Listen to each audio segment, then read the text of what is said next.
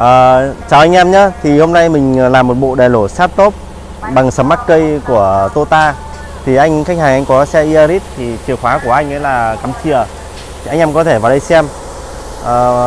Xe của anh ấy thì như này, nguyên bản của anh ấy thì là chưa có sát top, chìa khóa của anh ấy là cắm chìa.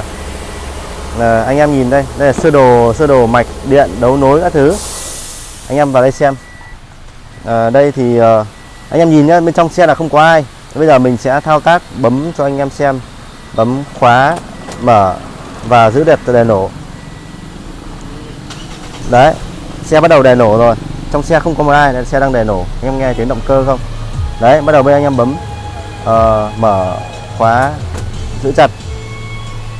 Đấy, giữ chặt nút đây này để tắt máy. Đấy, động cơ đã tắt rồi. Đấy. Anh em đi vào trong xe này có nút bấm nút đèn nổ sát top rất là đẹp. Nút bấm các bạn ấy làm, các bạn thợ làm đèn nổ sát top. Đấy, trên hình nút màu sáng rất là xanh, rất là đẹp. Anh em thể xem nhé. Đấy. Đấy, mọi vấn đề về nội thất Tota, nội thất về xe hơi, anh em liên hệ trực tiếp với cửa hàng mình, 52 Hồng Quốc Việt, thành phố Bắc Giang. Số điện thoại 0585 64 8888. Cảm ơn các bạn nhé.